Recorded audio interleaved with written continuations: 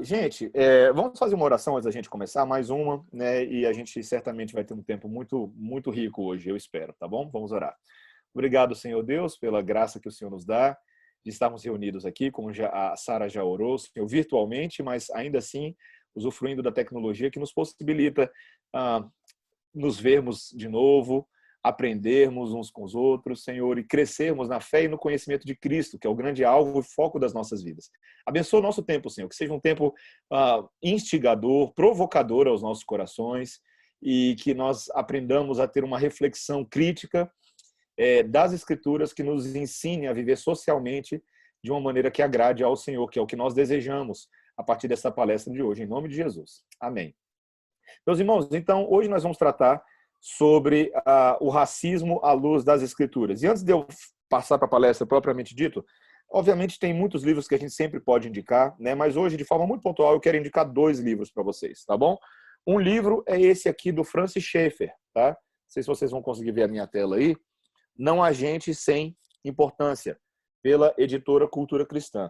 Os livros do Schaeffer são clássicos automáticos, então eu já vou dar essa dica para você aí, se você tiver condições de adquirir esse livro. Esse é um livro muito bom, tá?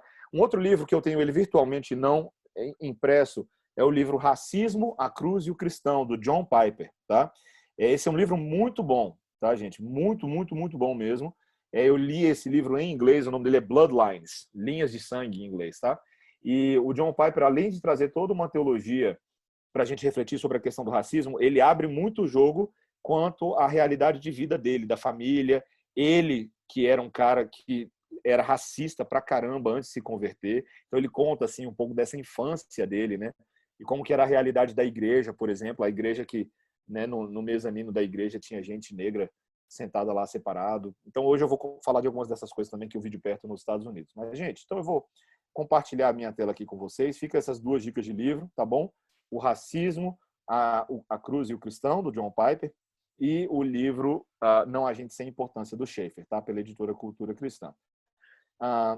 Todo mundo conseguindo ver a minha tela aí? Tá, Pedro? Tá conseguindo ver minha tela? Vamos ver se vai dar. Ok. Sim. Beleza. Gente, deixa eu fazer só um detalhezinho aqui, ajustando. Ok, vamos lá. Vou botar em modo de apresentação, assim, acho que vai ficar melhor. Vamos lá. Racismo à luz da Bíblia. Uma imagem bem sugestiva. Os irmãos vão perceber que meu desejo não é só mostrar gente negra, tá?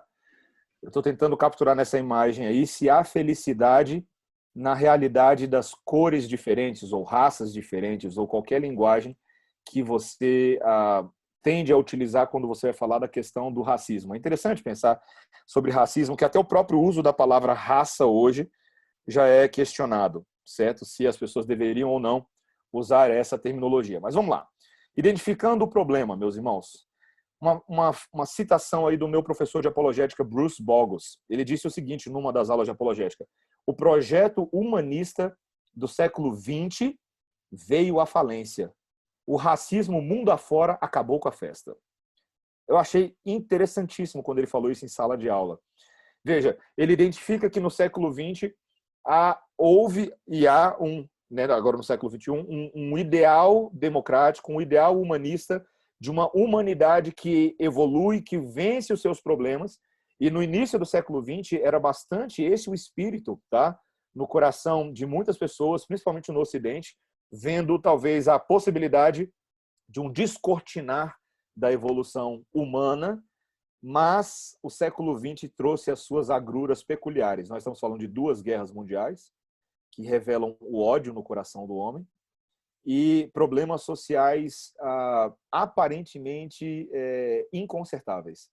E quando você chega no final agora do século XX, num mundo tão democrático, num mundo tão humanizado, parece que problemas como o racismo estão realmente causando uma marca nos dias que nós estamos vivendo. E não só de agora, né, meus irmãos? Eu botei alguns exemplos aí. Se você for pegar Auschwitz, certo? E tudo que ela representa quanto ao movimento nazista, todos os campos de concentração, todo o desenho ariano para a conquista do mundo, para o estabelecimento de uma raça superior, tá? Talvez você esteja familiarizado também com a apartheid, talvez um pouco menos do que a questão do nazismo, mas vale a pena você estudar sobre esse assunto, né, recuperar suas aulas de história e ler sobre esse assunto, tá? Eu no ano retrasado, né? No ano passado, quando eu tive a oportunidade de ir ao Malawi, irmãos, eu passei pela África do Sul, né, na volta, e a gente foi no Museu do Mandela e foi muito interessante perceber o tanto que eu não conhecia o apartheid, né? Porque foi exatamente essa proposta em 1948, quando um pastor, que era o primeiro-ministro do país, mas um pastor protestante, e eu vou citar daqui a pouquinho, mas ele fez essa proposta de literalmente privilegiar os brancos, né, e diminuir os direitos dos negros, e a coisa foi degringolando com o passar dos anos, né? Você vai ver hoje nos Estados Unidos, aí nesses últimos 20 anos, todos nós estamos acompanhando uma série de massacres por armas que muitas vezes são motivados por racismo, certo? E não tem como fugir. O que você faz com isso, né? Tá lá, o cara, quando ele é colocado num tribunal e é forçado a dar uma declaração, ele diz: eu fiz isso porque eu queria acabar, fosse com negros, judeus, e é terrível. O histórico do racismo social na América do Sul, se você lembra das suas aulas de história, né, do que aconteceu no Brasil no período colonial, né, e depois no Império, é terrível, é terrível. As manifestações racistas que nós temos hoje em dia nos esportes, por exemplo, eu gosto de acompanhar os esportes e fico envergonhado quando estou lá assistindo um jogo de futebol e de repente o juiz para o jogo porque algum jogador foi agredido ou algum jogador sequer consegue andar no campo sem ouvir xingamentos de que ele é um macaco ou de que ele é um negro e por aí vai, né? E, claro, não estou falando que a palavra negro é xingamento, tá, meus irmãos? Mas daqui a pouquinho eu vou comentar sobre como essa palavra, por exemplo, no contexto norte-americano, hoje, você não pode mais utilizá-la, né? Você não pode mais falar palavras que tecnicamente descrevem o negro. Aqui vai só um comentário, tá? Por exemplo, isso foi um aprendizado quando chega nos Estados Unidos. Se você quer falar que alguém é negro nos Estados Unidos, se você se quer referir, você tem que falar African American, afro-americano, ou você tem que falar black, né, preto. Se você falar preto no Brasil é ofensivo. Nos Estados Unidos, não. Nos Estados Unidos é a forma correta. Se você chamar alguém de negro nos Estados Unidos, que é o correto no Brasil, quando você fala uma pessoa que é negra, nos Estados Unidos isso é extremamente ofensivo, certo? E não só negro, mas as palavras que são tratadas como derivação disso, como nigger, por exemplo, que eu só posso falar aqui, meus irmãos, porque eu não posso nem brincar de falar uma palavra dessa com os meus colegas norte-americanos, senão a ofensa é muito alta, né? Mas vocês perceberem como esse problema hoje, dentro da discussão do politicamente correto, é complicado, tá? Então, vamos tentar trazer uma conceituação de racismo preliminar, tá? E bem apologética, uma conceituação do J. Lee Marquand, tá? Num artigo que eu li sobre racismo no Dicionário Cristão de Apologética. Ele fala assim: racismo, fundamentalmente, é a tentativa de defender a superioridade intelectual ou étnica de um grupo de pessoas sobre o outro, baseado em supostas diferenças raciais ou culturais, tá?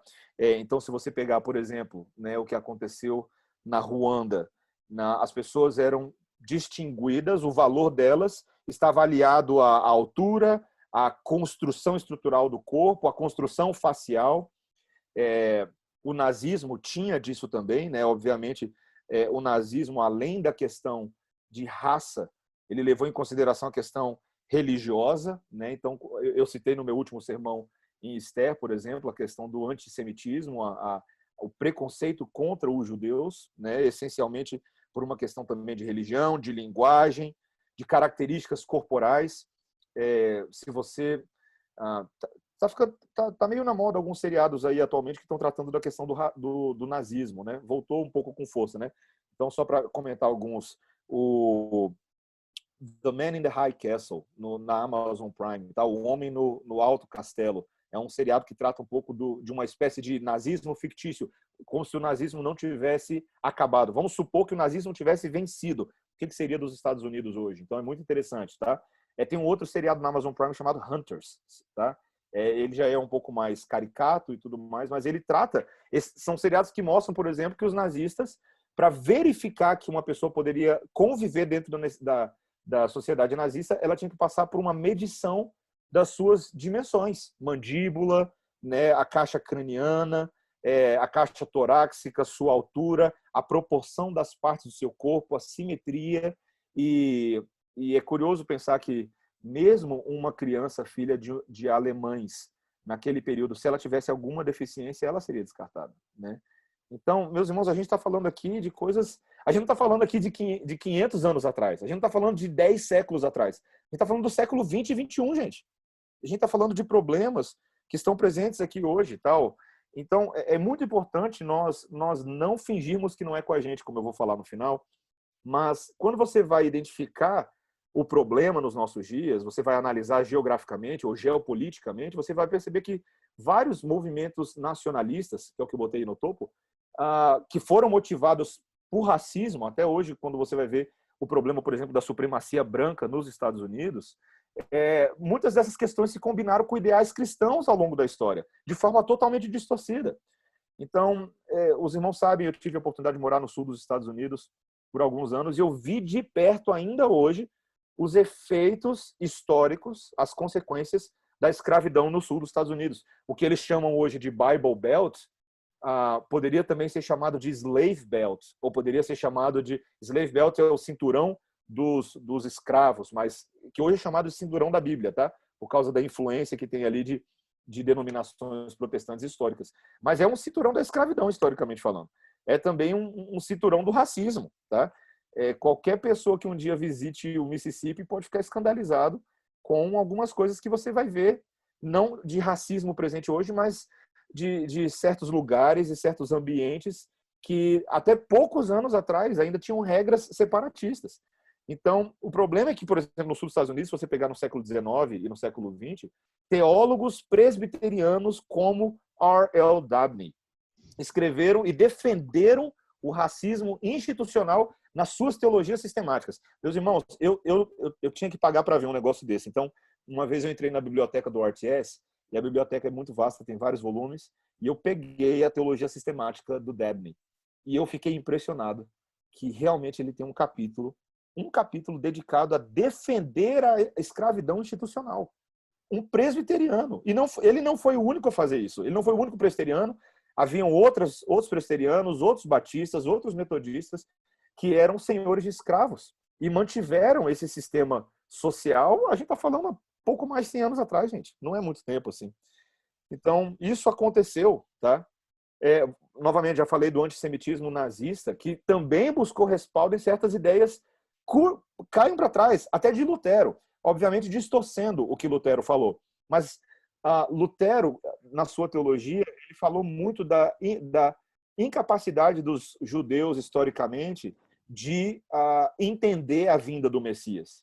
Então, Lutero enfatizou muito o julgamento de Deus sobre o povo judeu por não compreender a linhagem messiânica, por não aceitar Jesus como o Messias prometido. E, eventualmente, Lutero teve algumas falas que foram um pouco fortes, mas tinham contexto. O que os nazistas fizeram? Tiraram de contexto muitas dessas falas, né? Selecionaram o discurso para se adequar a seus próprios interesses particulares, né? Então, isso aconteceu, né? O próprio apartheid, como eu já falei, foi implementado por um pastor protestante chamado Daniel François Malan, tá? E ele encontrou lá os seus argumentos cristãos e bíblicos para dizer que havia ali um direito de minoria branca que era legitimado sobre os negros, tá? Então, gente, isso tudo a gente precisa lembrar que isso tudo é ainda muito recente na história da democracia, muito, muito, muito recente, assustadoramente recente, inclusive com implicações para a gente hoje. Então, não é incomum quando a gente começa a olhar para esse tipo de coisa, porque aqui a gente não está falando de racismo só lá para os outros, tá? A gente está falando da gente, dos nossos corações e das nossas experiências como cristãos e denominações.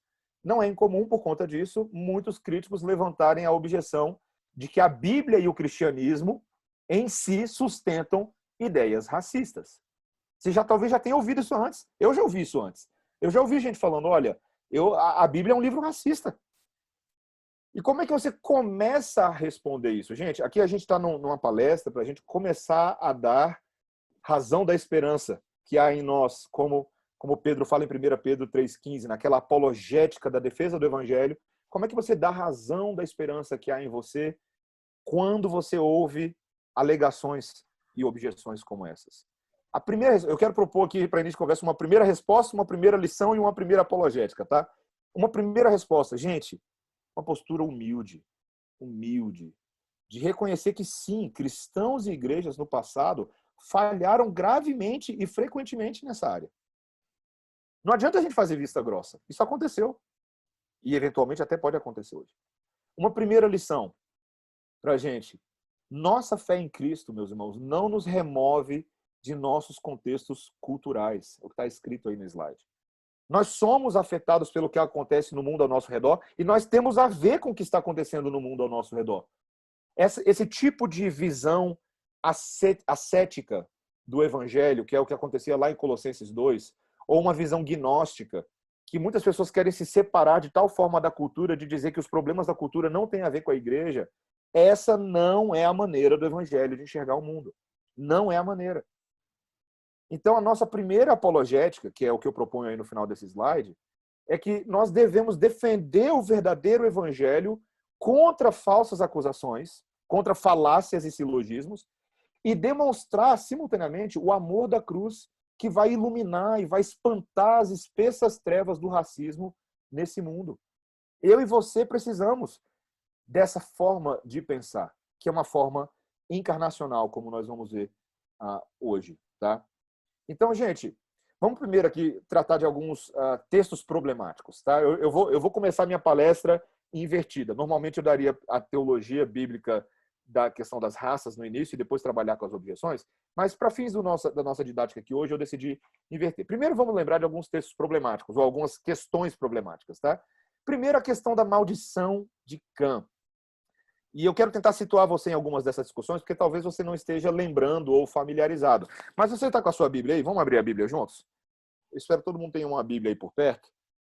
Abre aí a sua Bíblia em Gênesis 9, 20 a 27. Tá? Pra você lembrar o que aconteceu nessa história. Isso aqui, vou te situar contextualmente, é aquele momento em que Noé e sua família saem da arca, né? Graças a Deus sobreviveram aquele período da arca. Deus maravilhosamente coloca um arco-íris no céu como sinal da sua aliança, do seu pacto, né? As águas começam a baixar, o povo literalmente pode sair, e aí você pensa, agora é de vento em popa, né? É recriação, tá tudo certo, só alegria, mas aí vem o capítulo 9, certo?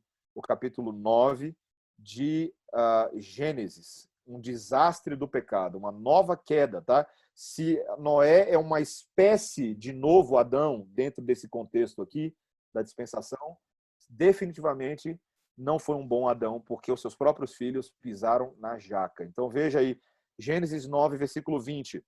Sendo Noé lavrador, passou a plantar uma vinha. Bebendo do vinho, embriagou-se e se pôs nu dentro de sua tenda. Cã, pai de Canaã, vendo a nudez do pai, fê-lo saber fora a seus dois irmãos. Então Sem e Jafé tomaram uma capa, puseram-na sobre os próprios ombros de ambos e, andando de costas, rostos desviados, cobriram a nudez do pai, sem que a vissem.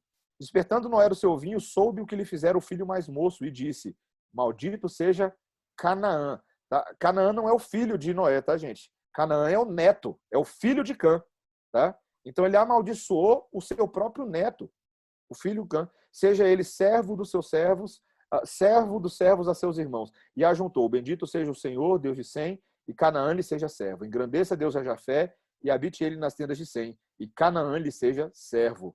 Noé, passado o dilúvio, viveu ainda 350 anos. Todos os dias de Noé foram 950 anos e morreu. Então, gente, o que acontece com essa história aqui? Tem sido usado um argumento que a linhagem de Cã ou a linhagem de Canaã é uma linhagem amaldiçoada, com base no que nós estamos lendo aqui. Porque Canaã, em tese, recebeu essa maldição. E, portanto, todos os povos que, em tese, são parte dessa linhagem são povos essencialmente amaldiçoados, que são os povos africanos. Então, qual que é a alegação que eu botei aí no slide? Os povos africanos, que é o que se diz por alguns pensam, estão sob a maldição de Deus e, portanto, poderiam ser escravizados. Pasme, tá? Essa foi a forma de pensar de alguns evangélicos nos séculos 18 e 19, E pasme, essa é a forma de pensar de algumas denominações evangélicas modernas, tá? Que justificariam algum tipo de colonização escravagista com relação aos africanos por conta de uma interpretação completamente torta da palavra de Deus. Gente, vocês percebem que quando você não entende bem o que a palavra de Deus quis dizer, você pode usar isso da forma mais vil e cruel possível. Então vamos tentar dar uma resposta aqui, porque o meu objetivo hoje não é concentrar só nesse texto, mas passar com vocês por alguns desses problemas, tá? Então, lembre-se, exegese, tá, gente? A maldição não foi aplicada a todos os filhos, mas apenas a Canaã. Por que eu estou falando isso? Porque vários povos surgiram dos outros filhos também, tá? Então a gente tem que ter cuidado, porque a gente não pode fazer uma matemática errada aí, tá? Sem e Jafé foram abençoados por Deus. Então você não poderia dizer, olha, então tudo que é linhagem de Sem, Cã e Jafé, lembre-se que esses são os novos pais das nações, gente. Todo mundo tinha morrido antes, só sobrou quem? A família de Sem, Cã e Jafé. Então eles são os pais das nações. Mas a maldição ela é aplicada especificamente a Canaã. O que é interessante é que, por exemplo, alguns povos africanos, como os povos de Cush e do Egito, depois, ali no capítulo 10, eles não são mencionados na maldição de Canaã. Ou seja, a gente tem que ter muito cuidado com uma generalização, uma equação errada de como essa maldição acontece. Tá? De fato, o segundo que a gente vai mostrar aqui agora mostra que sim, houve uma maldição de Deus que vai agora para cima do povo cananeu, que é o que eu vou botar já o slide aqui. Mas mesmo isso tem que ser entendido. Então vamos lá, a tal da punição dos cananeus. Tá? A alegação é qual? Que Deus comandou uma varredura étnica para extirpar o povo cananeu da terra de Canaã, para limpar a terra, que seria a terra que ele iria presentear ao seu povo, a tal da terra da promessa, terra de Canaã, que emana leite e mel. Então muitas pessoas falam, bom, tá aí, ó, olha a prova, tá? A prova de que veio uma maldição permanente sobre eles. Mas, gente, o que a gente precisa entender, e isso aqui eu não vou ter muito tempo para explicar hoje, mas se vocês quiserem eu posso explicar depois com calma, tá? É que o foco dessa extirpação dos cananeus não é étnico, e sim a circunstância de pecado e rebelião desse povo. Veja, a maldição de Canaã não é simplesmente uma espécie de situação na qual os cananeus não tinham responsabilidade nenhuma. Não. Era uma afirmação de que esse povo era um povo rebelde, transgressor da lei de Deus. E, inclusive, a Bíblia vai dizer para a gente, por exemplo, em Gênesis 15:16, que eu coloquei aí, que Deus suportou a rebelião e a obstinação desse povo por muitos anos. Ou seja, esse povo era um povo que ativamente se colocava contra Deus. E eles eram amaldiçoados dentro dessa perspectiva também, tá? Então, gente, é uma explicação tão rápida que eu vou fazer aqui agora, é uma pena que eu não tenha mais tempo, mas você precisa entender uma coisa em teologia bíblica. É um assunto que você precisa estudar, teologia bíblica. Eu tenho aqui um livrinho para indicar para vocês depois, daqui a pouco eu recomendo. Em teologia bíblica, Israel, quando ele se envolve numa guerra santa, que Deus, por exemplo, eventualmente manda Israel conquistar uma cidade e matar todos os valentes daquela cidade, e todas as crianças e todas as mulheres, e você pode ficar escandalizado com isso, dependendo do grau de politicamente correto que a sua cabeça está, você precisa lembrar que tem algo muito maior por trás disso. Não é apenas relações sociais e democráticas, é uma questão espiritual. Israel está sendo usado como um agente divino para punir os inimigos de Deus. Gente, deixa eu perguntar uma coisa para vocês. Quando Romanos 6:23, Paulo escreve Romanos 6:23, ele disse lá que o salário do pecado é o quê? Alguém pode me responder? Qual que é o salário do pecado? Qualquer pessoa. Abre o microfone. Morte. A morte. A morte. Olha, a morte. O salário do pecado é a morte. Deus já havia dito isso em Gênesis 2:17, certo? Ele já havia dito que quando alguém come do fruto que Deus proibiu não comer, quando alguém vai contra a lei de Deus, essa pessoa vai morrer. E aí, talvez eu e você, a gente pense assim, poxa, isso vai acontecer então só lá no futuro, quando Deus for julgar todos os seus inimigos escatológicos, todos aqueles que ao longo do século se levantaram contra o povo de Deus. Sim, em alguma medida isso vai acontecer. Mas no caso de Israel, Deus decidiu dar uma mostra disso que ia acontecer no futuro, ao usar o seu próprio povo de Israel para, em terra e em vida, extirpar alguns desses povos. E você só vai compreender isso bem se você entender que existe uma guerra espiritual que está acontecendo entre duas linhagens, que aconteceu lá em Gênesis 3. A linhagem de Eva, que Deus disse que seria a linhagem da promessa, Eva como a mãe de todos os seres viventes, e a linhagem da serpente. O que foi que Deus disse que aconteceria lá em Gênesis 3,15? Que o descendente da mulher esmagaria a cabeça do descendente da serpente. Isso, meus irmãos, é uma declaração que a Bíblia está fazendo, que a partir daquele momento na história, duas linhagens estariam andando lado a lado. A linhagem dos eleitos e a linhagem dos réprobos, que é o que a gente chama de guerra das sementes. Esse é um baita de um assunto dentro de teologia bíblica. Mas esse é o assunto que explica o tempo inteiro o porquê das guerras no Antigo Testamento.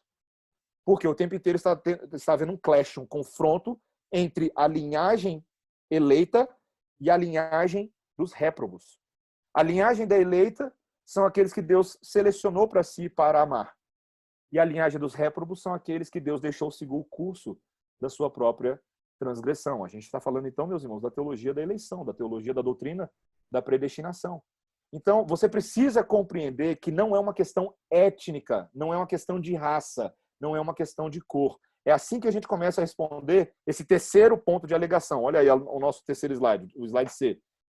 Algumas pessoas falam, será que houve favoritismo racial quando Deus decidiu escolher Israel? Gente, esse tipo de questionamento, ele surge hoje em dia, quando as pessoas olham para as guerras que estão acontecendo na Palestina hoje, e se perguntam se na cabeça de muitos judeus, eles não se consideram melhores por se considerar o povo eleito racialmente falando, etnicamente falando. E eu já preciso deixar claro para você, eu não tenho dúvida de que muitos judeus pensam dessa maneira, que eles são o povo eleito porque etnicamente, em forma de seu estado, em forma de uma cidade-nação, eles se veem como o povo escolhido. E, portanto, muitas das guerras que acontecem hoje em dia ainda são motivadas por essa geopolítica teocrática na qual eles se enxergam. Mas você precisa lembrar que a escolha de Israel não implica que Deus considerava Israel racialmente superior a outras nações. Não. Novamente, por que Deus... Quando Deus começa a nação de Israel, e a gente está falando de Abraão, tá? Abraão. Quando Deus começa o relacionamento com Abraão, Deus não escolhe porque Abraão era um judeu, porque Abraão nem era um judeu ainda, né? Aquela nação ia começar a partir de Abraão. Mas ele não tinha antecedentes, ele não tinha características boas que favoreciam Deus escolher aquele homem. Pelo contrário, Abraão era um pagão. Abraão era um peregrino na terra e ele não era adorador de Deus. Então, quando Deus se revela a ele em Gênesis 12, Deus revela, eu sou o Deus verdadeiro. E eu farei de você uma grande nação. Eu abençoarei os que te abençoarem e amaldiçoarei os que te amaldiçoarem. Então, gente, a doutrina da eleição, ela nos lembra que a escolha soberana de Deus não é baseada em mérito racial, mas em amor misterioso. Você está com a sua Bíblia aí? Eu vou mostrar para você em Deuteronômio, capítulo 7, versículos 7 a 8. Olha só que interessante. Vou pedir para alguém ler, tá bom? Jenny, você pode ler para a gente esse? Deuteronômio, capítulo 7, versículos 7 e 8. Todo mundo presta atenção, tá? Posso. Consegue, Jenny? Sim, Deuteronômio 7, versículos 7 e 8. Ok, vou achar aqui.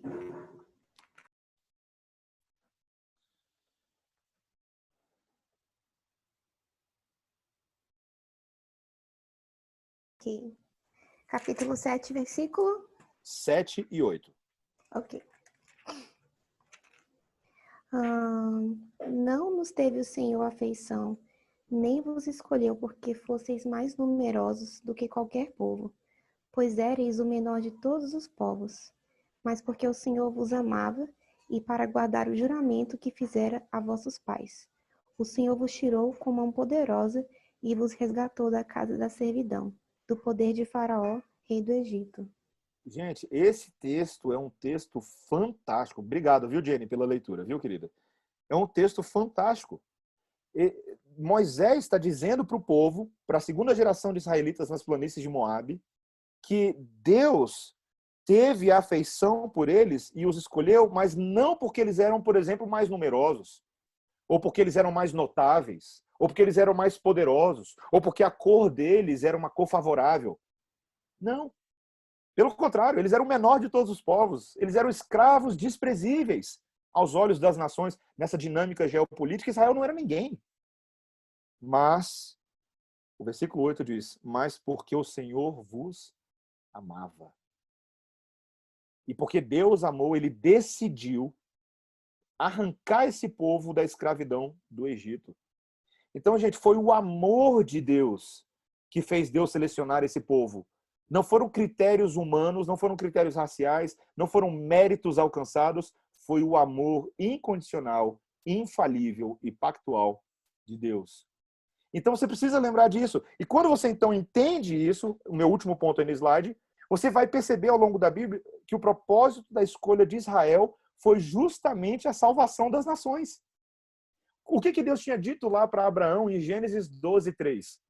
Ele falou assim, olha, eu abençoarei os que te abençoarem, amaldiçoarei os que te amaldiçoarem, farei de ti uma grande nação, e em ti serão benditas todas as famílias da terra. Então veja, Deus já está dizendo para Abraão que a partir de Israel, as famílias da terra, não somente as israelitas, mas as famílias da terra serão benditas. Então guarda essa informação aí que eu vou voltar nela já já, tá? Mais uma alegação aqui. Essa também é difícil às vezes da gente lidar com resposta, né? A questão da escravidão existente tanto no Antigo quanto no Novo Testamento.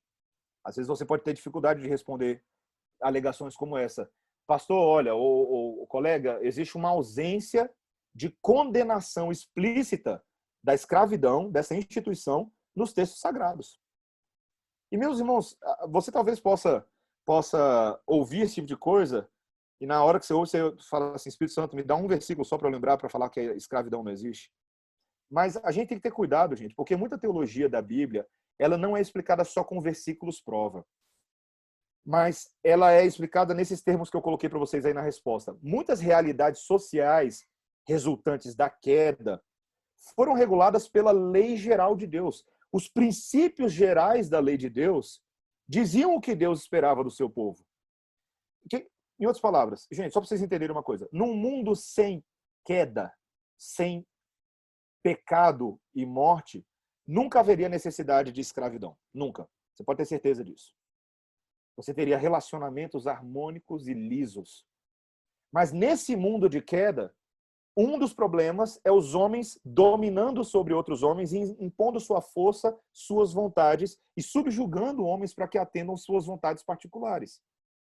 Então, qual é o problema? A escravidão é resultado desse mundo caído. E ela atinge Israel também. Então, o que Deus faz não é só condenar o princípio da escravidão, mas uma vez que ela existe no mundo e nas relações entre países, regular qual é a melhor maneira disso acontecer.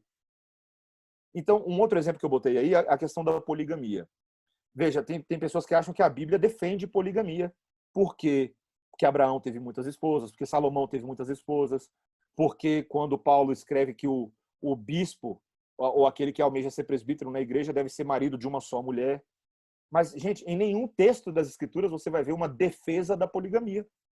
Você vai perceber que, na verdade, Deus está o tempo inteiro consertando as ações autônomas dos homens de se casarem com um bando de mulher.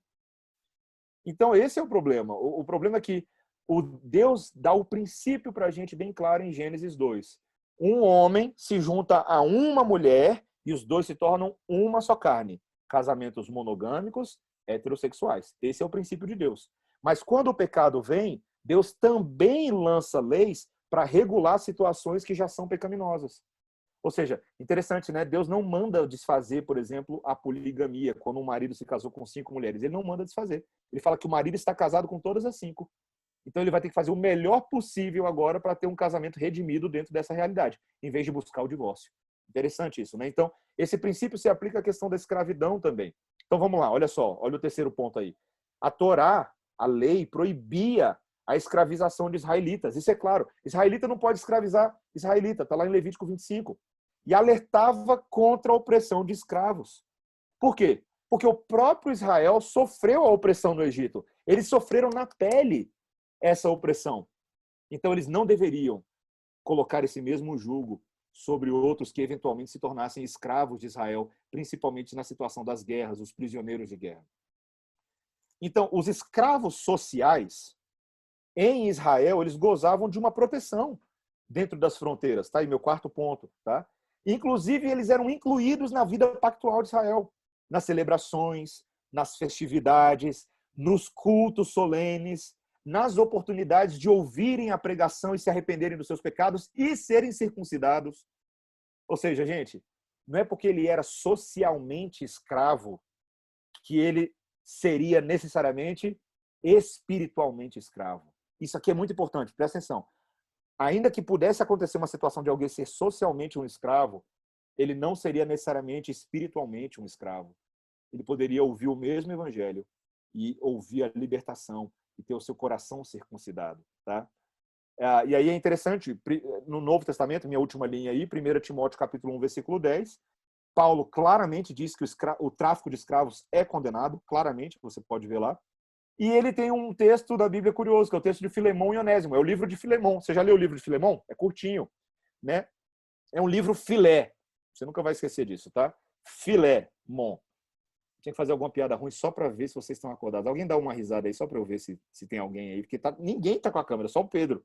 Então assim, eu não sei se eu tô falando. Obrigado pelas palminhas aí, Estela, Paula Lobão. Pastor, tô rindo horrores aqui. Isso, obrigado, tá? É filé. Eu só queria ver se tinha alguém, gente. Era só esse o propósito, tá? Filemon era senhor de escravos. Mas ele era um crente, né? A gente não sabe como ele se converteu, mas ele recebeu o evangelho, ainda que tivesse escravos. E, de repente, tinha um escravo dele chamado Onésimo, que escapou. Era um escravo fujão. E nessa escapada de Onésimo, o caminho dele cruzou com o caminho de Paulo. E Paulo pregou o evangelho para ele e Onésimo converteu. Agora você tem uma situação curiosa. Onésimo é um escravo fujão convertido. E Filemon é convertido. Então Paulo escreve uma carta para Filemon e fala assim, Filemon, estamos com uma situação para resolver. Você é senhor de escravo e o escravo é crente igual você. Então vocês precisam aprender a se relacionar agora como irmãos em Cristo. Então eu te peço, Filemon, seja gracioso com Onésimo. O bichinho está envergonhado, Filemon. O evangelho aqui massagou o coração do menino. Ele entendeu o erro que ele cometeu. E porque você é crente, Filemon, você agora vai agir não só na relação de empregador e empregado, de senhor e escravo, mas na relação de crente para com crente. Esse aqui é seu irmão em Cristo, vocês vão para o céu juntos. É basicamente essa a minha paráfrase da carta de Filemon, tá?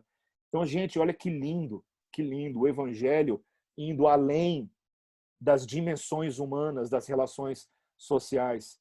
Então, o que eu e você precisamos, de fato, é uma teologia bíblica de raça. Se a gente quer conseguir dar resposta, dar razão da esperança para esse tema, nós precisamos entender claramente o que a Bíblia, qual é o nosso embasamento teológico para uma reflexão sobre o racismo. Eu já estou na segunda metade da minha palestra, tá, gente? Então, você precisa saber que de A a Z, de Gênesis a Apocalipse, a trajetória das Escrituras é racialmente inclusiva. Vou repetir. De A a Z, de Gênesis a Apocalipse, a palavra de Deus nos mostra que o relacionamento de Deus com os homens é um relacionamento inclusivo no quesito raça. E isso começa no caráter do próprio Deus, de como Deus se relaciona com os homens na questão da adoração. O Antigo Testamento fala que Deus é um. Deus é um. Significa que, em contraste com os outros deuses, tá? Meu terceiro ponto aí, em oposição aos deuses das nações, que muitas vezes só atendiam demandas de certos países, ou de certas regiões, ou de certas nações e culturas, o Deus Yahvé, o Deus da palavra, é o criador de todos os céus e de toda a terra. Que é o que o Salmo 115 nos lembra, no versículo 15. Somente ele merece a adoração de todos os povos. Então, há uma unidade em torno de Deus, de todos os povos, porque só ele pode receber essa adoração. Foi isso que Paulo reconhece lá em Romanos 3, 29 a 30, que eu botei aí. É, porventura, Deus somente dos judeus? Não é também dos gentios? Sim, também dos gentios, visto que Deus é um só, o qual justificará por fé o circunciso e mediante a fé o incircunciso. Então, pelo fato de ser somente um Deus a quem nós devemos adorar, todas as nações foram criadas por esse Deus para adorar esse Deus. Então, presta atenção no que eu estou te falando aqui, porque isso aqui é muito sério. A unidade das nações, a unidade das pessoas, não começa no fato de que todo mundo é ser humano, mas começa no fato de que Deus é um. Deus é um. E demanda a adoração de todos. E todos devem se juntar em torno de uma causa comum de adorar o único e verdadeiro Deus. Esse é o maior de todos os mandamentos. E isso já começa a mudar a nossa perspectiva da discussão do racismo, porque ela não é só uma perspectiva humana ou terrena, mas ela é profundamente espiritual. Ela tem a ver com adoração a Deus, adoração conjunta para a qual todos são invocados a fazer. E a partir disso, você vai lembrar que, de fato, aquilo que Paulo diz lá em Atos 17, 26, Deus fez toda a raça humana de um só. Isso é muito interessante. Toda a raça humana, toda derivação étnica e genética da humanidade vem de um homem só. Tem um bando de discussão sobre isso, gente, entre os criacionistas, tá?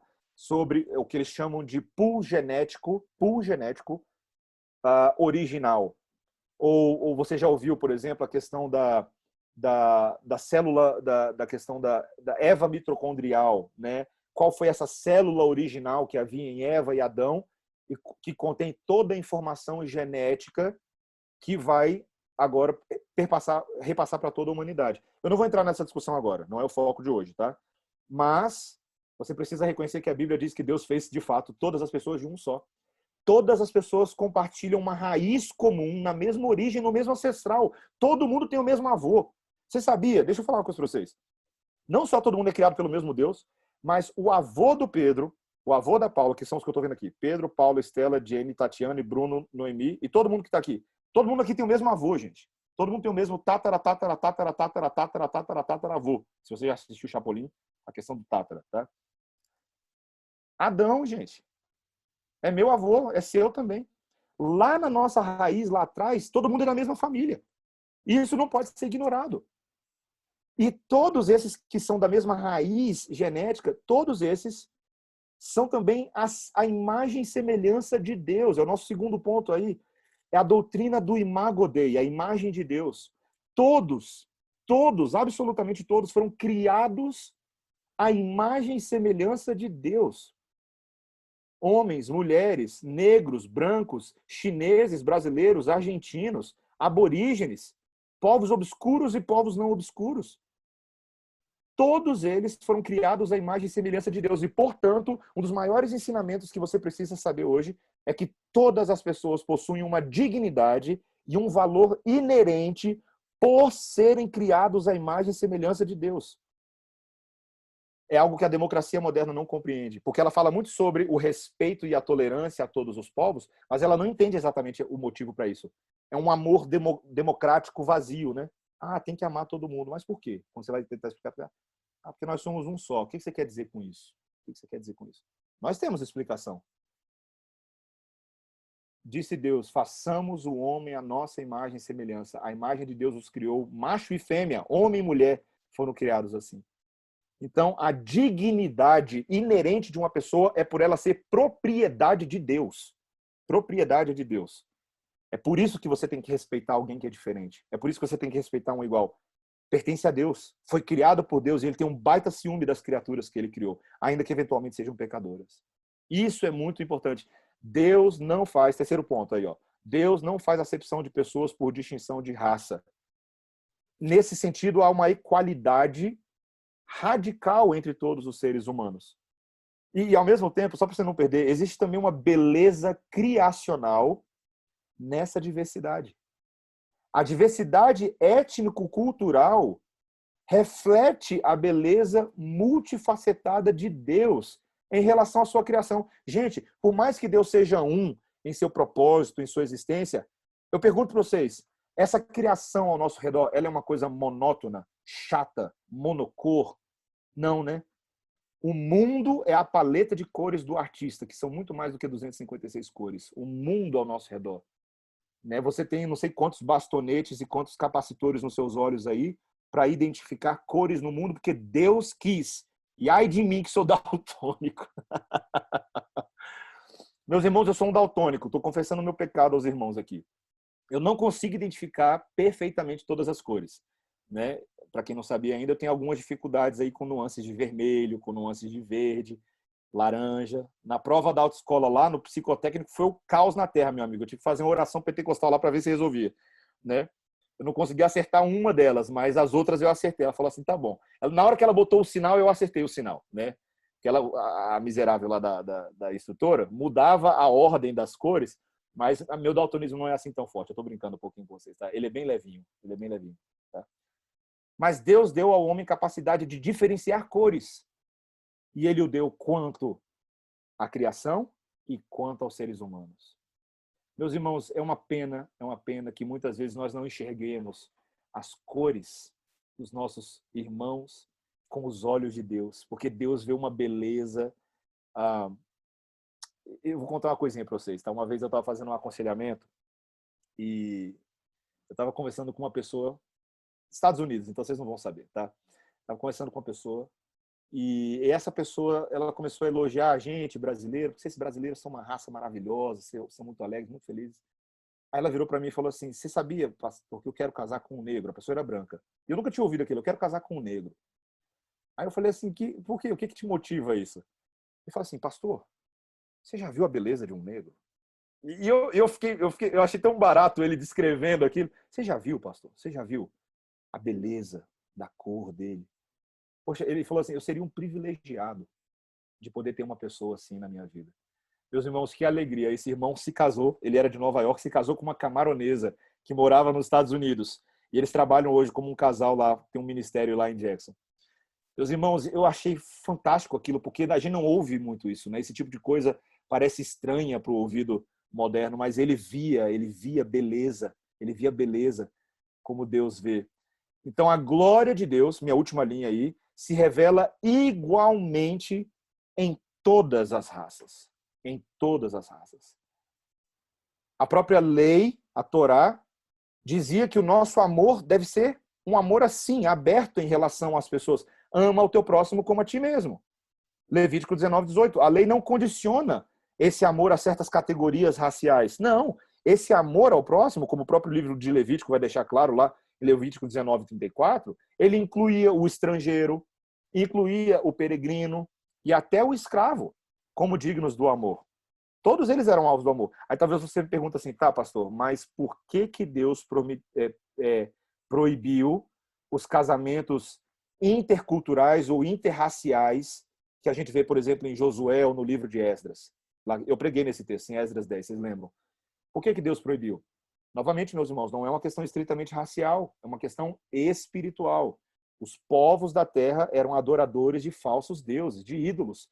O jugo desigual era um jugo desigual de ordem espiritual e não racial. Jamais na Bíblia você vai ver um versículo que afirme que pessoas de supostamente raças diferentes não poderiam entrar em casamento. Você nunca vai ver isso na Bíblia. Você vai ver algo que está sempre ligado à natureza espiritual de um povo. E aí sim Deus leva muito sério esse tipo de coisa. Se você pudesse falar de algum tipo de preconceito, que nem é essa palavra, mas seria algo de ordem espiritual na hora de você misturar suas panelas. Isso é sério para Deus. Isso é muito sério, tá? Mas não é o assunto de hoje.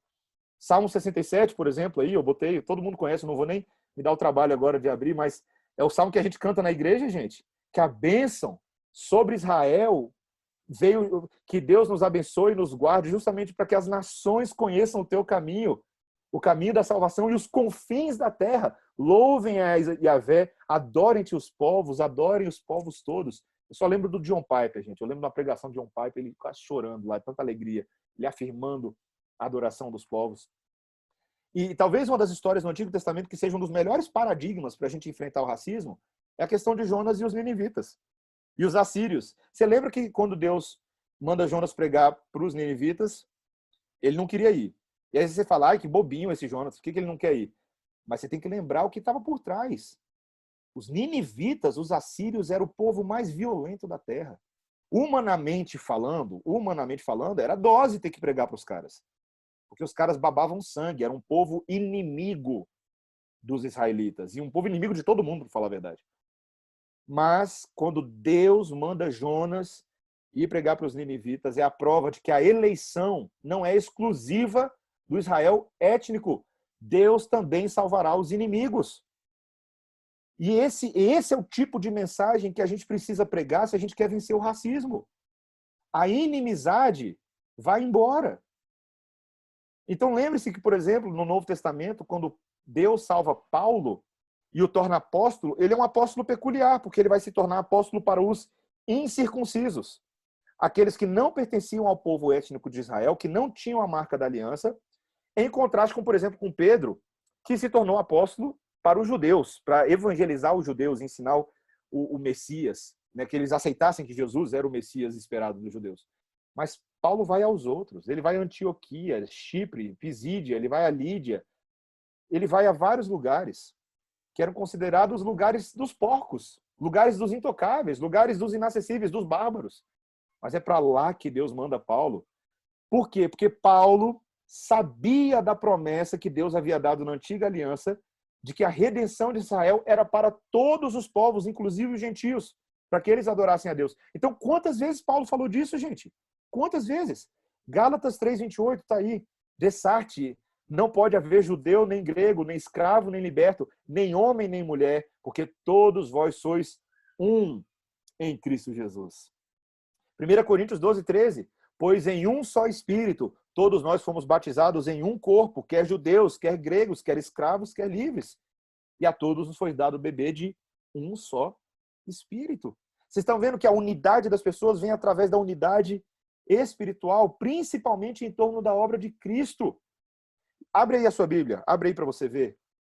Efésios capítulo 2. Esse para mim é o principal texto, tá? Efésios 2 para mim é o texto que acaba com o racismo. Se você quer acabar com o racismo na sua vida e acabar com o racismo ao seu redor, encarne Efésios 2 no seu coração.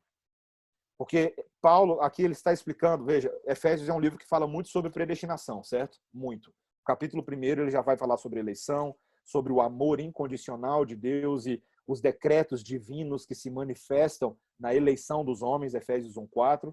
Mas quando ele vai começar a explicar agora no capítulo 2, e eu não estou enrolando só porque eu não achei o texto ainda, mas para explicar para vocês, pronto, achei. No início do capítulo 2, você tem que lembrar que Paulo vai lembrar que a condição dos homens é uma condição caída. No versículo 1 do capítulo 2, os homens estavam mortos nos seus delitos e pecados. Eles eram filhos da desobediência, filhos da ira. Mas, versículo 4, Deus sendo rico em misericórdia, por causa do grande amor com que nos amou, estando nós mortos em nossos delitos, nos deu vida juntamente com Cristo. Tá? Você lembra disso. A obra de Cristo é uma obra de reconciliação de Deus com os homens e com a criação. Mas olha só o que ele vai falar agora no versículo 11. Olha só, presta atenção. Portanto, lembrai-vos de que outrora, vós, gentios na carne, ou seja, espiritualmente vocês eram gentios. Mesmo vocês, judeus, vocês eram gentios na carne. Mas olha só que interessante. Vocês que eram chamados incircuncisão por aqueles que se intitulam circuncisos na carne, por mãos humanas, naquele tempo vocês, gentios, estavam sem Cristo, separados da comunidade de Israel e estranhos à aliança das promessas, às alianças da promessa, não tendo esperança e sem Deus no mundo. Mas agora, em Cristo Jesus, vós que antes estáveis longe, fostes aproximados pelo sangue de Cristo, porque ele é a nossa, o quê? Qual é a palavra que está aí? A nossa paz. Tá? Ele é a nossa paz. Guarda essa palavrinha aí. Olha o versículo 14. O qual de ambos fez um. E tendo derribado a parede da separação que estava no meio, a inimizade, aboliu na sua carne a lei dos mandamentos na forma de ordenança, para que dos dois criasse em si mesmo um novo homem, fazendo a paz, e reconciliasse ambos em um só corpo com Deus, por intermédio da cruz, destruindo por ele a inimizade. E vindo, evangelizou a paz a vós outros que estáveis longe e paz também aos que estavam perto, porque é a paz com Deus, tá, gente? Primeiro é a paz com Deus e depois a paz uns com os outros. Olha o versículo 18. Porque por ele ambos temos acesso ao Pai em um Espírito. E aí eu botei na tela o versículo 19. Olha o versículo 19. Assim, já não sois estrangeiros e peregrinos, mas concidadãos dos santos e sois da família. Família de Deus. Esse é o evangelho que acaba com o racismo. Gente, esse é o evangelho que acaba com o racismo. Cada um de nós aqui hoje, porque aqui agora vamos parar de enrolação e vamos falar da dureza do nosso coração. O racista que eu estou falando é você. O racista que eu estou falando sou eu. Porque não se engane, todos nós temos algum grau de racismo nos nossos corações. Vou repetir para você. Não se engane. Todos nós, 100%, temos algum grau de racismo no nosso coração. Esse é um problema nosso, não é um problema lá dos norte-americanos, não, é um problema do nosso coração, que faz seleção aonde não deveria fazer seleção. Que impõe preferências relacionais aonde não deveria ter preferências raciais. Mas a gente faz isso. Então, gente, a gente está falando do nosso coração. Qual é a maneira de você começar a quebrar o racismo dentro de você? Quando você se lembra que em Cristo você foi feito família desse que tinha todo motivo para ter preconceito contra você. Porque, afinal de contas, o que nos separava de Deus não era a nossa cor, mas o nosso pecado. A cor do nosso pecado. A cor do nosso pecado. Mas foi pelo sangue escarlate e carmesim. Essa foi a cor do sangue de Jesus. Que foi simbolizado naquela fitinha balançando lá na janela de Raabe. O sangue escarlate que nos purificou. Tem uma música do Kirk Franklin. Vocês gostam de Kirk Franklin? Ou estou sendo muito pentecostal em falar isso para vocês, presbiterianos? Kirk Franklin. Ele tem uma música que ele fala como The Blood of Jesus, o sangue de Jesus, faz com que todas as diferenças de cores entre nós caiam por terra quando diz respeito ao nosso relacionamento. É muito bonita a música. Depois eu posso ver se eu acho a letra para vocês, tá? Lindíssima, lindíssima. E eu acho que é uma mensagem que a gente precisa lembrar. Porque esse é o poder da cruz que quebra a dureza do nosso coração e nos faz enxergar os nossos irmãos como família. Como família. E termos o respeito por outras pessoas como seres criados à imagem e semelhança de Deus. Então, gente, isso é muito sério que a gente está falando, tá? Olha o próximo slide aí. Isso nos traz uma dimensão totalmente radical de humanidade. É um novo conceito de humanidade.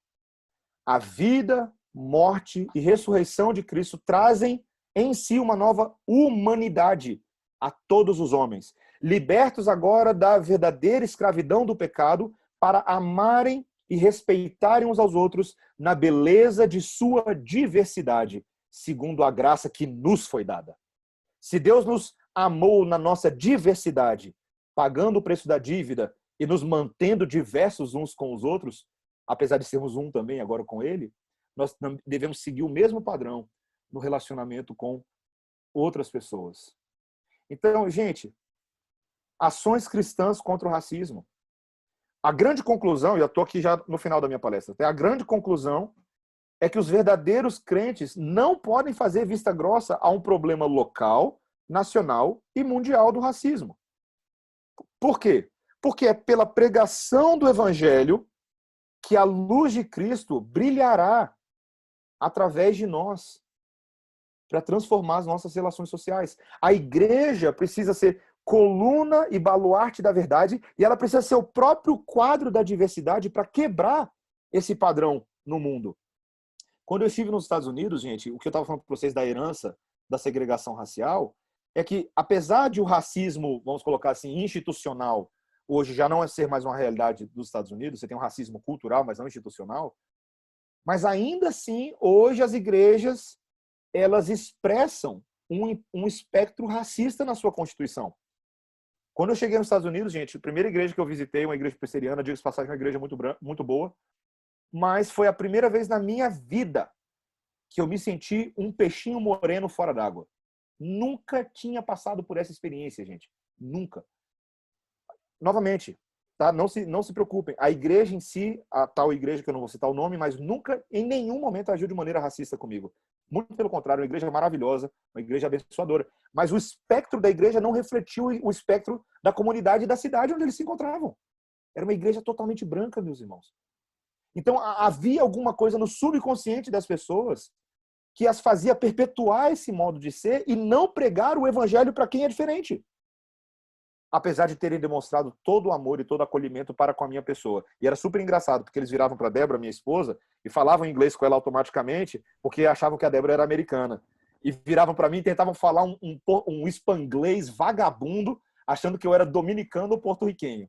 Vocês estão rindo aí? Porque eu sei que vocês estão rindo, mas eu achava... eu achava aquilo... Veja, vou falar um negócio para vocês, gente. De maneira alguma, eu achava que eles estavam fazendo aquilo de propósito. De maneira alguma.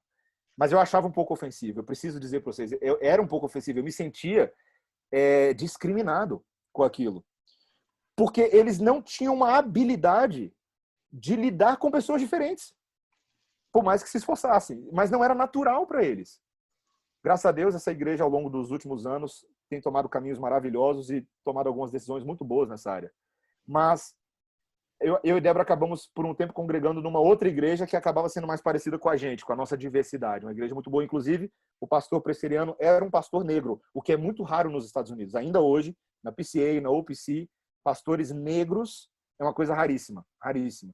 Mas era um pastor negro, uma igreja que tinha um pouco dessa identidade. A gente não escolheu a igreja por conta disso, não foi a nossa decisão, não foi por conta disso, mas era uma igreja que em outros aspectos a gente entendia que era mais interessante para a gente. Mas, meus irmãos, essa é a verdade.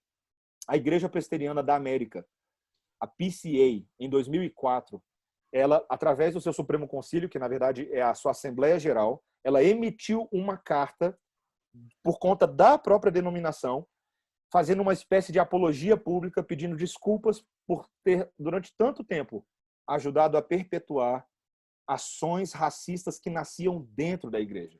Não é só ser conivente, não era só fazer vista grossa, mas são igrejas que, como eu falei para vocês, tinha igreja que até 30 anos atrás, tinham galerias da igreja separadas para os negros sentarem. 30 anos atrás, gente. Isso é muito recente. Você vai em algumas dessas igrejas, claro que hoje, graças a Deus, não tem mais, elas não praticam isso, mas elas tinham quartinhos na igreja aonde os escravos ficavam presos enquanto eles não estavam no momento de servir nas atividades de limpeza da igreja. Eles ficavam presos lá. Então, gente, isso é terrível pensar. Então, nós, como crentes, e aqui, veja, eu quero ter cuidado com o que eu vou falar agora, porque eu não quero confundir na sua cabeça a pregação do evangelho em substituição por ações sociais. Eu não sou dessa linha, meus irmãos. Eu não creio que a igreja deve ser assim. A igreja não abandona a pregação de Cristo para se envolver em causas estritamente sociais, com o pobre, com o negro, ou com quaisquer minorias que você possa pensar, minorias sociais. Não é essa a missão da igreja. A missão da igreja é pregar a Cristo e brilhar a luz de Cristo. Mas é óbvio, meus irmãos, que quando nós pregamos a Cristo e brilhamos a luz de Cristo, existem transformações sociais que decorrem disso. E nós nos envolvemos com essas transformações quando estão ao nosso alcance, com essas áreas de atuação. Então, apenas para citar algumas aí, eu coloquei para você, tem várias, tá? Mas, historicamente, nós temos testemunhos reformados maravilhosos. Alguns reformados, outros não. Mas William Wilberforce, esse homem que foi um político na Inglaterra, durante muitos anos um político ímpio, mas que a partir do momento que Cristo converteu o seu coração, ele passou a ser um fervoroso militante pela abolição da escravidão no Império Britânico. E não só ali na Inglaterra, tá? Mas em todo o Império. Então é tão curioso pensar que, por exemplo, homens como ele, ou como John Newton, aquele mercador de escravos que compôs Amazing Grace, quando Deus alcança o coração desses caras, automaticamente eles se sentem em débito, de uma certa forma, e devedores em relação àqueles a quem eles impetraram tanto mal, ainda que não possam reparar perfeitamente tudo. Mas aonde está isso na Bíblia, gente? Zaqueu. Você lembra de Zaqueu? O baixinho que sobe na árvore para ver Jesus passar, e Jesus chega debaixo da árvore e fala: Zaqueu, o que você está fazendo aí em cima? Desce que eu vou comer na tua casa hoje. E quando ele vai na casa de Zaqueu, e Jesus entra literalmente na casa de Zaqueu, no coração de Zaqueu, e canta: entra na minha casa, entra na minha vida. Não cantou, não. Mas quando isso acontece, o que Zaqueu faz? Qual é a resposta dele? Eu vou devolver 4 vezes mais de tudo aquilo que eu tomei. Veja, meus irmãos, o coração dele sente um senso de reparação. Não é motivado apenas por sociedade. Não é motivado apenas por movimentos modernos. Não. É um senso que, se eu sou de Cristo e Cristo está fazendo isso por mim, eu quero levar esse amor a outros. Botei aí, por exemplo, no slide para a gente o Desmond Tutu, tá? Já é aquele arcebispo anglicano que foi um dos maiores responsáveis pela luta contra o apartheid na África do Sul e se utilizou, inclusive, de argumentação bíblica para acabar com o apartheid. E é impressionante, meus irmãos. Veja, você pode não concordar totalmente com a teologia do Desmond Tutu. Eu não concordo, tá? Mas eu sei que ele é um irmão em Cristo e esse homem ganhou um prêmio Nobel da Paz em 84 como um crente. Como um crente.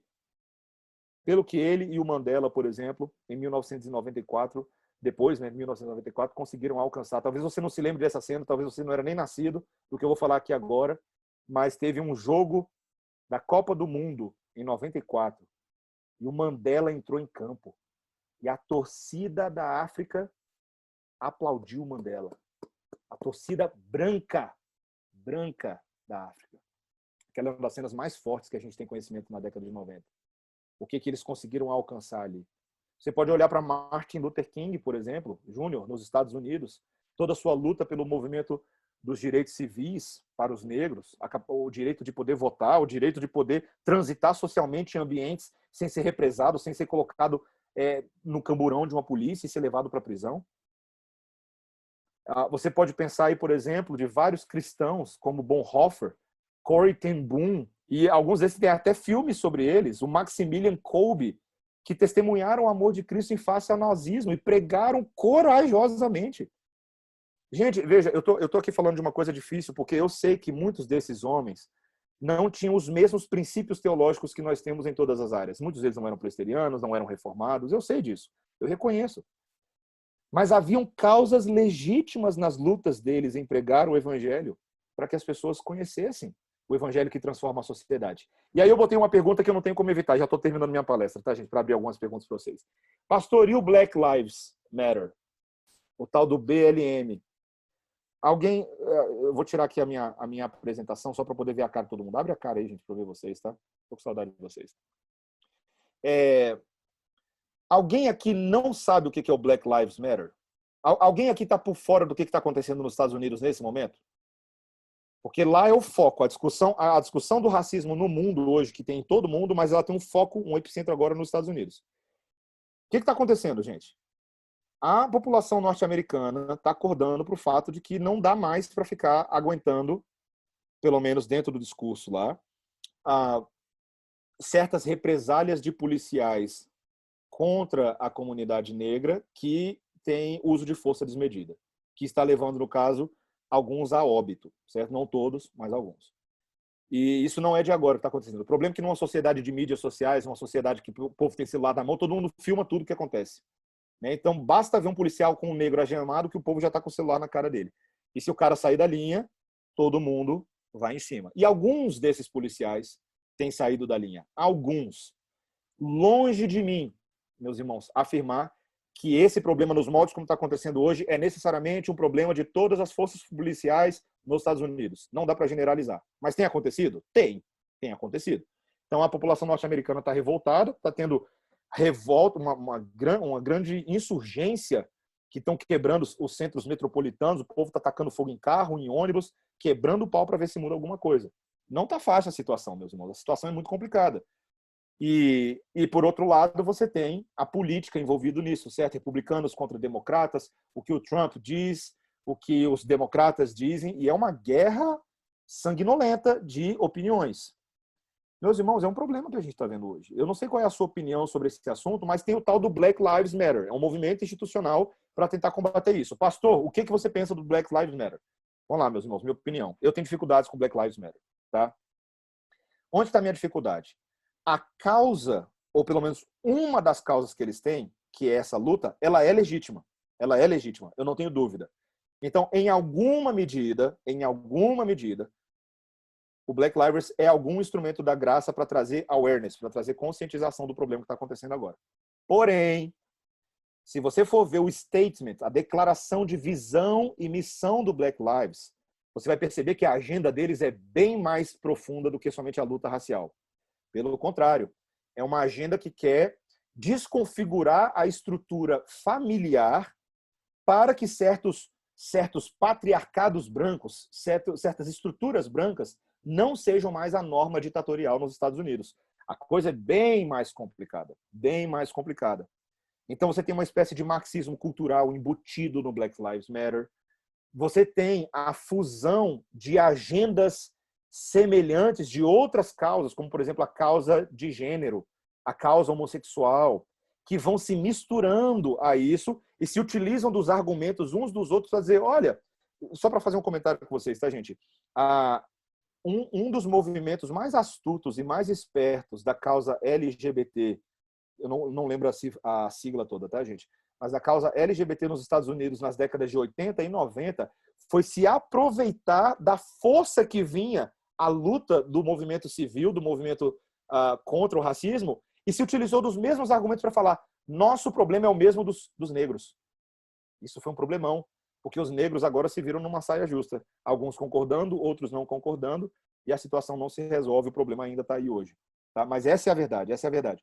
Então você tem que ter muito cuidado, porque, infelizmente, movimentos como Black Lives Matter não são movimentos cristãos, meus irmãos. São movimentos que, inclusive, apoiam o aborto. Eles negam a morte, por exemplo, de uma pessoa afro-americana, mas apoiam institucionalmente o aborto. Como é que você faz com isso? Então, tá vendo que existe um problema quando você tem ímpios que estão, de alguma maneira, tentando buscar a verdade de Deus e tentando defender alguma ideia? Então, alguém fala para mim, pastor, você defende o Black Lives Matter? Eu falo assim, olha, eu vou reconhecer que Deus, por misericórdia, tem usado eles para algum bem social, algum bem comum, mas eu acho que podem existir iniciativas muito melhores do que o Black Lives Matter para poder resolver esse problema.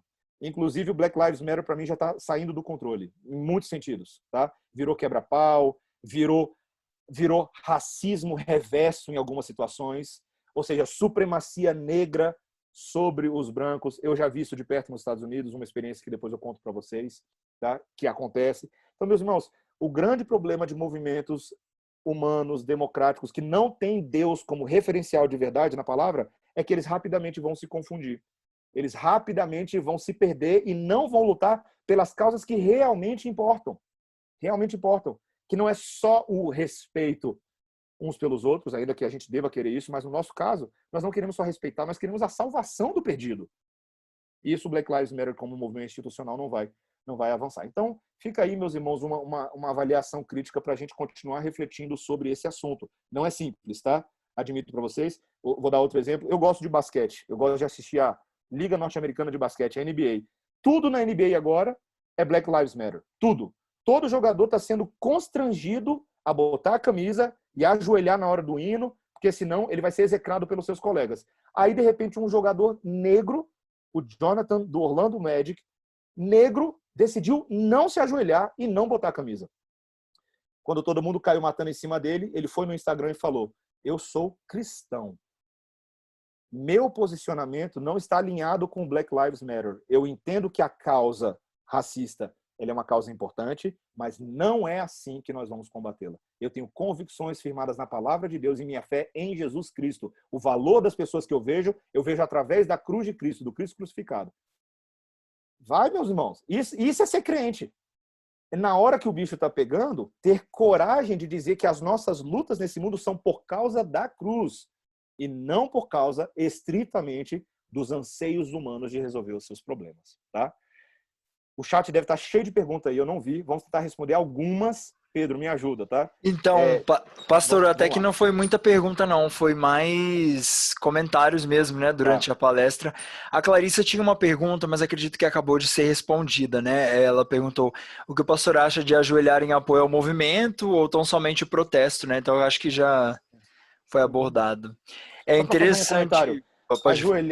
Ajoelhar diante da bandeira, não ajoelhar. Eu acho que às vezes esse assunto até é idolatria da bandeira também, tá? Não ajoelhar diante da bandeira. Gente, a gente tem que ter um pouco cuidado com isso, tá? Eu e você somos brasileiros, mas acima de tudo a gente é crente, a nossa bandeira é do reino, tá? Então cuidado com um certo nacionalismo, um patriotismo que às vezes idolatra a sua identidade nacional, que é o que os judeus fazem com relação à sua identidade israelita. Nós somos judeus, nós somos os melhores. Então a gente tem que ter cuidado, gente, porque o nosso reino é celestial, nossa pátria é a cruz e é o céu. Então, nós temos que nos ver em relação a esse mundo como cidadãos dos céus na terra, ajudando a terra naquilo que está ao nosso alcance, mas nós somos peregrinos.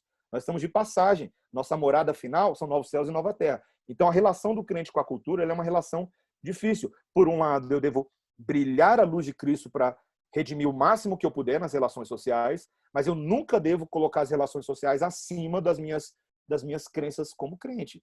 Então, meus irmãos, cuidado com esse negócio, ajoelha, não ajoelha na bandeira. São discussões, para mim, que às vezes elas são secundárias.